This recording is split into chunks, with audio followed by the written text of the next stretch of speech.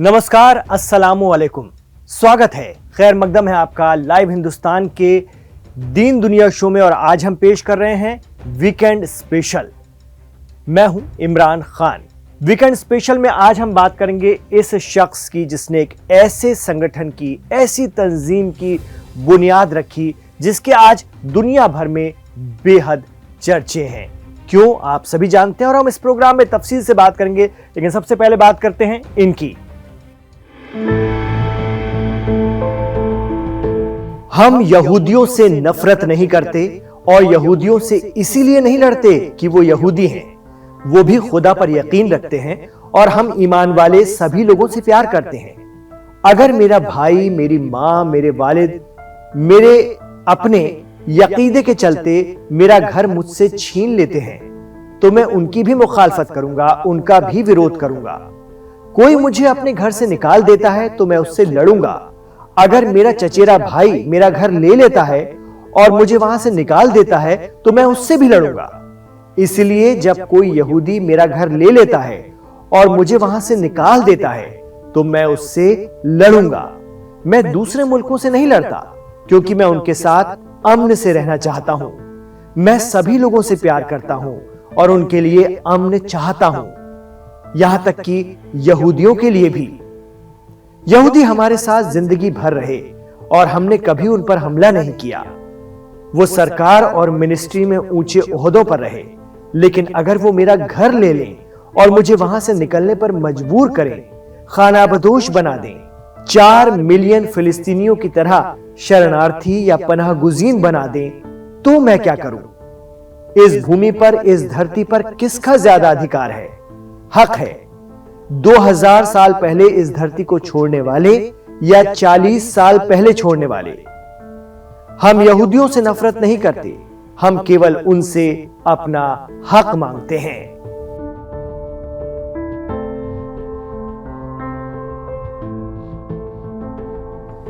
तो ये बातें लिखी हुई हैं गूगल पर, शेख अहमद अल यासीन के विकिपीडिया पर। आप चाहें तो पढ़ सकते हैं। एक ऐसा शख्स जिसने अपनी धरती की हिफाजत के लिए, अपनी भूमि की रक्षा के लिए, मस्जिद अक्सा की आज़ादी के लिए एक ऐसी तंजीम, एक ऐसा संगठन बना दिया जिसकी चर्चा पिछले 1.5 सालों से बहुत ज्यादा मंजर आम पर है। तो दुनिया की तवज्जो का मरकज बनी हुई वो तंजीम है हमास। भले ही दुनिया उसे किसी भी नजर और नजरिए से देखती हो, लेकिन इस सच्चाई को कोई नहीं नकार सकता कि पिछले 1.5 साल में अपनी टॉप लीडरशिप को खो चुके हमास ने आखिरकार इसराइल को झुका दिया। तो उसी हमास यानी हरकत अल मुक़वामा अल इस्लामिया के फाउंडर, इसके बानी, एक ऐसे शख्स की हम बात करेंगे जो बचपन से ही दिव्यांग या माजूर थे। जी हां, बचपन से ही माजूर थे। हमास के बानी, हमास को कायम करने वाले। आपको यकीन नहीं हो रहा होगा, लेकिन ये एक बहुत बड़ी सच्चाई है। बावजूद उसके उन्होंने नौजवानों की, जोशीले नौजवानों की एक ऐसी तंजीम खड़ा कर दी जिसके आगे इसराइल, अमेरिका, यूरोपीय मुल्क, यहां तक कि अरब मुल्क भी पानी मांगते हैं।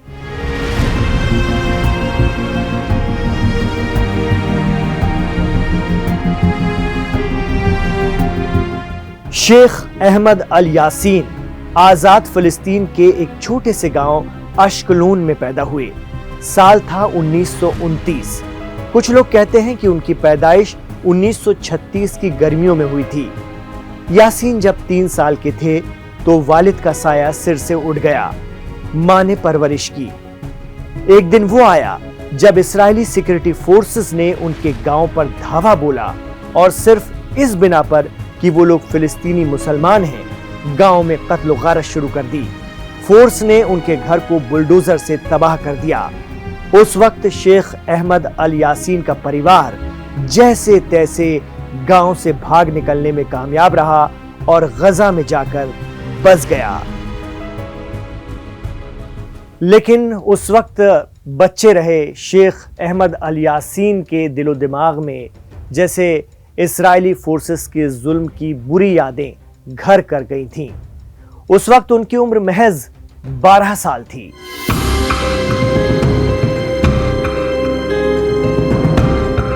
सोचिए, एक माजूर बच्चा जिस पर जुल्म का पहाड़ टूटा था, बावजूद इसके कोशिश करता है आगे बढ़ने की, पढ़ने की।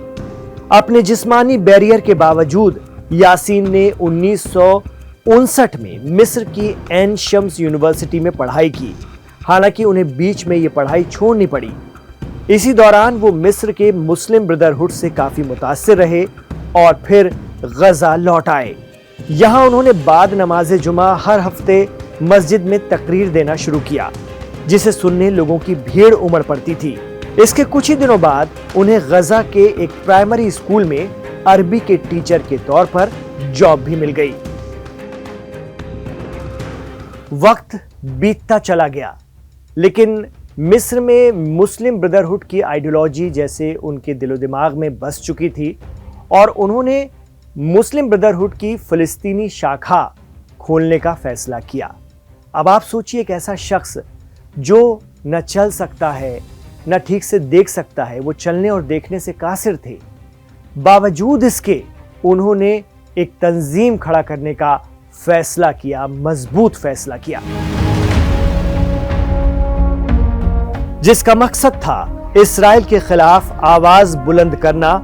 और इसकी अहम वजह यह थी कि कुदरत ने यासीन की जुबान में वो ताकत दी थी कि जब वो बोलते तो लोग खींचे चले आते थे। साल 1984 आ गया। इस्राएल ने उन्हें और उनके दीगर साथियों को खुफिया तौर पर हथियार जमा करने का इल्जाम लगाते हुए जेल में डाल दिया, लेकिन उसके अगले साल उन्हें एक समझौते के तहत रिहा कर दिया गया।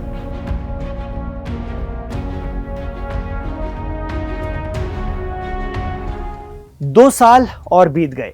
साल 1987 आ गया। यह फिलिस्तीन में पहले इंतिफादा का मौका था, यानी फिलिस्तीन में पहला इंतिफादा शुरू हो चुका था।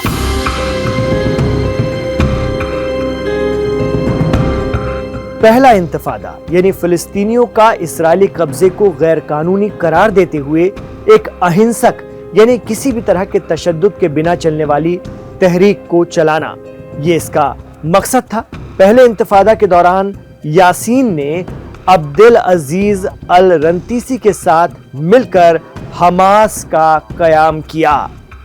मूल रूप से इसे फिलिस्तीनी मुस्लिम ब्रदरहुड की अर्धसैनिक शाखा या फिर नीम फौजी ब्रांच कहा जाता है और शेख अहमद अल यासीन इसके पहले स्पिरिचुअल लीडर बन गए थे।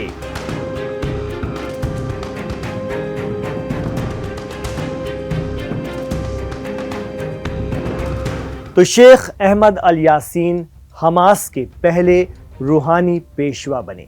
हमास एक ऐसी तहरीक जो इस्राएल को फिलिस्तीन से खदेड़ने और भगाने पर यकीन रखती थी। हमास का मकसद था इस्राएल को फिलिस्तीन से उखाड़ फेंकना। हमास और पूरा फिलिस्तीन इस्राएल को हमलावर और कब्जाधारी मानता है, जिसने पूरे मुल्क पर कब्जा कर लिया है और जो बेसिक फिलिस्तीन था वो बहुत कम हिस्से में बचा हुआ है। 1989 को शेख अहमद यासीन को फिर से गिरफ्तार कर लिया गया और 40 साल जेल की सजा सुनाई गई। इस बार उन पर हिंसा भड़काने और इस्राएली फौजियों के कत्ल का हुक्म देने का इल्जाम लगा। उन्होंने 8 साल जेल में बिताए और उनके 2 बेटे उस वक्त उनकी मदद के लिए, उनकी खिदमत के लिए खुद से उनके साथ जेल चले गए।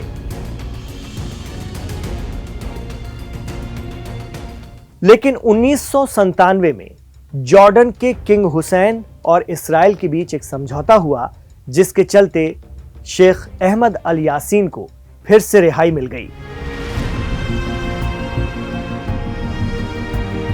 लेकिन इस्राएल की जेल से बाहर आने के बाद यासीन लगातार बीमार रहने लगे। जेल में उन्होंने अपनी आंखें खो दी। वो सांस की बीमारियों से भी जूझ रहे थे। उन्होंने सुनने की ताकत भी खो दी थी, यानी पहले वो चल नहीं पाते थे, अब सुनना और देखना भी दूभर हो गया था, लेकिन उनकी आइडियोलॉजी हमास के लिए लड़ने का जज्बा बन गई। उनका सिर्फ यही कहना था कि इसराइल गजा और फिलिस्तीन के दीगर हिस्सों से हट जाए तो हमास उसके खिलाफ हमले बंद कर देगा। هذا كلام غير صحيح، كلام غير سليم. احنا لم نعلق ولم نعلن، احنا قلنا للإعلام انه احنا درسنا مستجدات الواقع وقضية التعليق وصلنا فيها لقرار، لكن عرضنا هذا القرار على الفصائل الفلسطينية عشان ما حبيناش نطلع بقرار منفرد. تو اپنے اسپرچول لیڈر شیخ احمد الیاسین کی قیادت میں حماس تیزی سے مضبوط ہو رہا تھا۔ وہ اسرائیل کو سیدھے چیلنج کرنے والی ایک بڑی اور علاقے کی طاقتور مسلح تنظیم بن چکا تھا۔ اس بیچ بے حد ضعیف ہو چکے شیخ احمد الیاسین عرب ٹی وی چینلوں پر بے خوف ہو کر اپنی باتیں رکھتے اور فلسطینیوں کی آزادی کی چاہ کو منظر عام پر لاتے۔ ایسے میں اسرائیل نے انہیں جان سے مارنے کے لیے کئی اٹیک کیے، اس طرح کے الزام لگتے ہیں۔ کئی بار ایسا ہوا کہ وہ بچ گئے۔ اس بیچ انہوں نے اپنی روز کی دنچریا کو کبھی نہیں بدلا۔ وہ باقاعدہ ویل چیئر پر اپنے حمایتیوں کے ساتھ نماز پڑھنے مسجد جاتے۔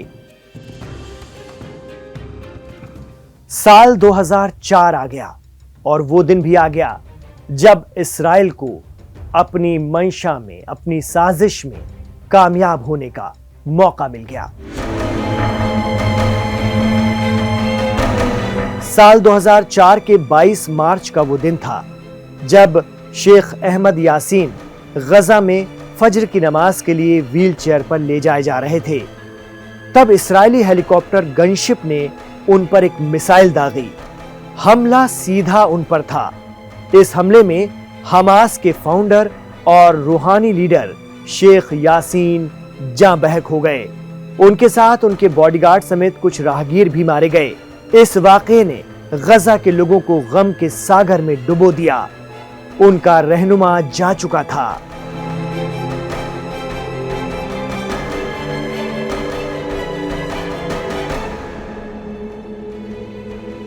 اس حملے کی انٹرنیشنل سطح پر بھی کافی مذمت کی گئی، کافی آلوچنا کی گئی اور اسرائیل کے خلاف دنیا بھر کے لوگوں نے اپنی بھڑاس نکالی۔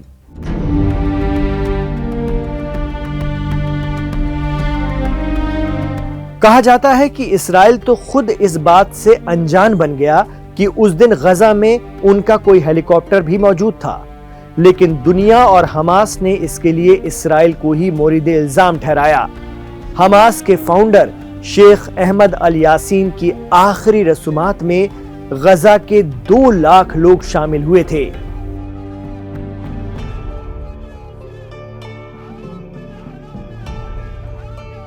کہا جاتا ہے کہ ایران کے سپریم لیڈر آیت اللہ روح اللہ خمینی اور موجودہ رہنما آیت اللہ خامنئی سے ملاقات کے بعد شیخ احمد الیاسین کا جو آئیڈیولوجیکل ویو تھا وہ بدل گیا تھا، چینج ہو گیا تھا ریزسٹنس کے حوالے سے۔ آیت اللہ روح اللہ خمینی سے مل کر ہی انہوں نے مقاومت اور ریزسٹنس کا راستہ اپنایا ظلم کے خلاف۔ تو تا عمر ویل چیئر پر رہنے والے ایک بزرگ نے فلسطین کو آزادی کے لیے ایک راستہ اور مقصد، ساتھ ہی ایک مضبوط تنظیم بھی دی، جس نے اس بار 16 ماہ کی لمبی لڑائی کے بعد اسرائیل کو گھٹنوں پر لا دیا ہے۔ حماس آج بھی موجود ہے اور اسرائیل نے خود آگے بڑھ کر جنگ بندی کی ہے۔ یہ ہم نہیں بلکہ مڈل ایسٹ کی سیاست کو سمجھنے والے مانتے ہیں۔ تو ایسے تھے حماس کے فاؤنڈر شیخ احمد الیاسین۔ ان کی زندگی پر مبنی دین دنیا کا یہ ویکنڈ اسپیشل آپ کو کیسا لگا؟ ان کی شخصیت کے حوالے سے ہم کم وقت میں کتنی باتیں آپ تک پہنچا پائے، یہ بھی ہمیں تفصیل سے بتائیے گا کمنٹ باکس پر۔ اور کیا آپ پہلی بار ان کے بارے میں جان رہے تھے؟ حماس کے بارے میں تو آپ لگاتار سنتے آ رہے ہیں، لیکن ان کے اس فاؤنڈر کے بارے میں آپ پہلی بار سن رہے ہیں۔ اگر سن رہے ہیں تو آپ کو ہمارے بتانے کا انداز کیسا لگا؟ کتنے آپ اس سے اتفاق رکھتے ہیں، اس سے کتنا متفق ہیں؟ اس پر بھی آپ اپنی رائے ہمیں کمنٹ باکس پر ضرور دیجیے گا, ہمیں اچھا لگے گا. عمران خان کے ساتھ آخر تک کنیکٹ رہنے کے لیے آپ کا بہت بہت شکریہ. ہمارے اس ویڈیو کو آپ سے گزارش ہے کہ ابھی لائک کر دیجئے تاکہ یہ یوٹیوب کے ذریعے زیادہ سے زیادہ آگے بڑھتا چلا جائے. بہت بہت شکریہ. ہمارے اس چینل کو سبسکرائب بھی کر لیجئے گا, لائیو ہندوستان کو سبسکرائب کر لیجئے گا. اپنا خیال رکھیے گا اور ہمیں اپنی دعاؤں میں یاد رکھیے گا.